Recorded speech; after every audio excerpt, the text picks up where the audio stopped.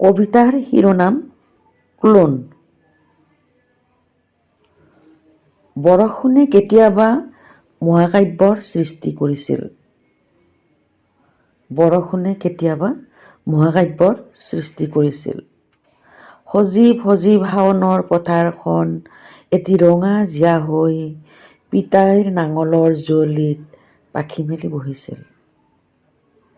আইৰ ওঠৰ হাঁহিত সম্প্ৰসাৰিত হৈ নাচিছিল এখনি আশাৰ মেপ। বহাগৰ গোন্ধটো আইৰ নাকত লাগিলেই ঘূৰ ঘূৰকৈ ঘূৰিছিল যঁতৰৰ শলা। বহাগৰ গোন্ধটো আইৰ নাকত লাগিলেই ঘূৰ ঘূৰকৈ ঘূৰিছিল যঁতৰৰ শলা। এইবোৰ এতিয়া মনতে নপৰা হ'ল, তেনেই পুৰণি কনচেপ্ট।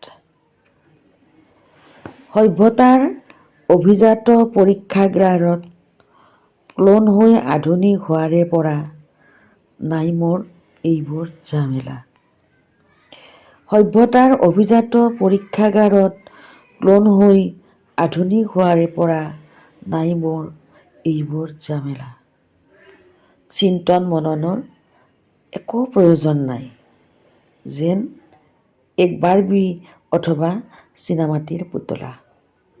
চিন্তন মননৰ একো প্ৰয়োজন নাই, যেন এক বাৰ্বি অথবা চীনামাটিৰ পুতলা। অসুখীয়া পিতাই হাল বাব নোৱাৰিলেও নাই, কণ্ট্ৰলৰ দোকানত এটকীয়া অথবা ফ্ৰী চাউলৰতো অভাৱ নাই। তাৰে ভাত খাব নোৱাৰিলে কি হ'ল? পিজ্জা বাৰ্গাৰ আছে নহয়, অনলাইন অৰ্ডাৰ দিলেই ঘৰ আহি পায়। কিয় চাই থাকিম আউটডেটেড বৰষুণ অথবা যুঁৱলিত ৰঙা জীয়াৰ নাচ? কিয় চাই থাকিম আউটডেটেড বৰষুণ অথবা যুঁৱলিত ৰঙা জীয়াৰ নাচ? বছৰি আহে আমাৰ টমেটিলা ৰেইন ডান্স। আহক বা নাহক বহাগ, ঘূৰক বা নুঘূৰৰ যঁতৰৰ শলা। আহক বা নাহক বহাগ, ঘূৰক বা নুঘূৰক যঁতৰৰ শলা। আবুৰ থকা কাপোৰ ক্লোনৰ বাবে লাজ। আবুৰ থকা কাপোৰ ক্লোনৰ বাবে লাজ।